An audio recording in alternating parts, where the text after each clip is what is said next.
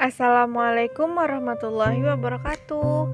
Halo semuanya, perkenalkan saya Rizka Isnaini Putri Andayuni dari Pendidikan Fisika C 2019 Universitas Negeri Medan.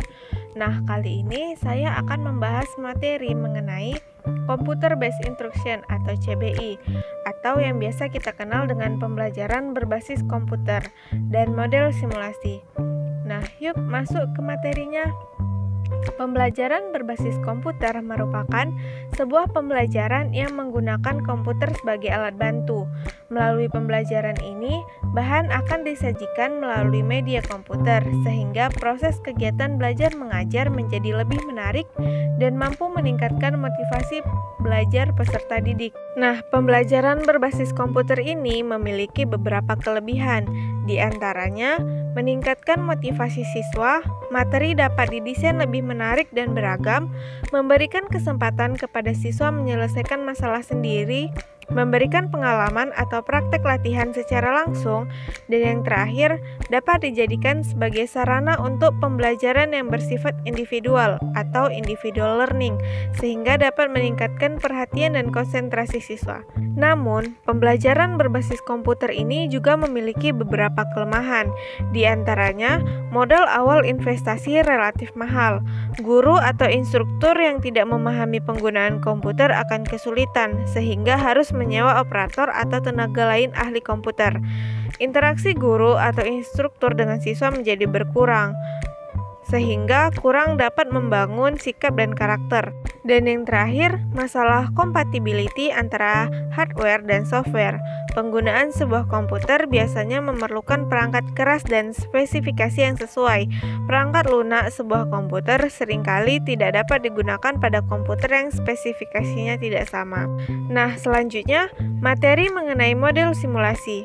Simulasi merupakan suatu teknik meniru operasi-operasi atau proses-proses yang terjadi dalam suatu sistem dengan bantuan perangkat komputer dan dilandasi oleh beberapa asumsi tertentu sehingga sistem tersebut bisa dipelajari secara ilmiah.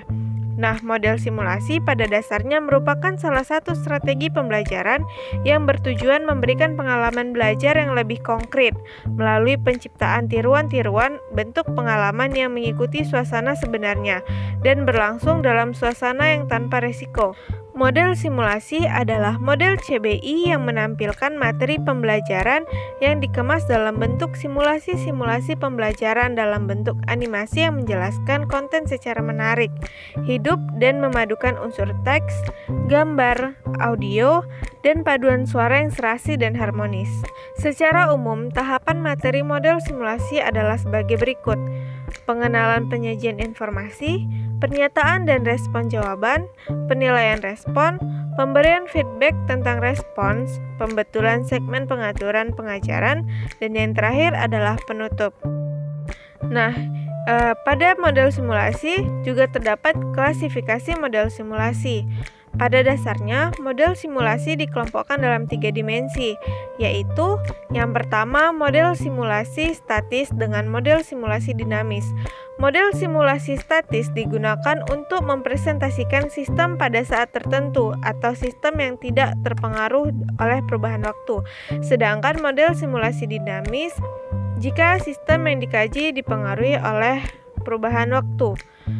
Yang kedua, model simulasi deterministik dengan model simulasi stokastik. Jika model simulasi yang akan dibentuk tidak mengandung variabel yang bersifat random, maka model simulasi tersebut akan dikatakan sebagai simulasi deterministik. Pada umumnya, sistem yang dimodelkan dalam simulasi mengandung beberapa input yang bersifat random. Maka pada sistem seperti ini, model simulasi yang dibangun disebut model simulasi stokastik. Dan yang terakhir, model simulasi kontinu dengan model simulasi diskrit. Untuk mengelompokkan suatu model simulasi, apakah diskrit atau kontinu, sangat ditentukan oleh sistem yang dikaji. Suatu sistem dikatakan diskrit jika variabel sistem yang mencerminkan status sistem berubah pada titik waktu tertentu. Sedangkan sistem dikatakan kontinu jika perubahan variabel sistem berlangsung secara berkelanjutan seiring dengan perubahan waktu. Model simulasi ini juga memiliki beberapa keunggulan, di antaranya Siswa dapat melaksanakan interaksi sosial dan komunikasi dengan kelompoknya. Aktivitas siswa cukup tinggi dalam pembelajaran sehingga terlibat langsung dalam pembelajaran. Dapat membiasakan siswa untuk memahami permasalahan sosial.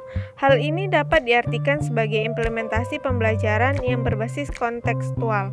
Melalui kegiatan kelompok dalam simulasi dapat membina hubungan personal yang positif, dapat membangkitkan imajinasi, dan yang terakhir membina hubungan komunikatif dan kerjasama dalam kelompok.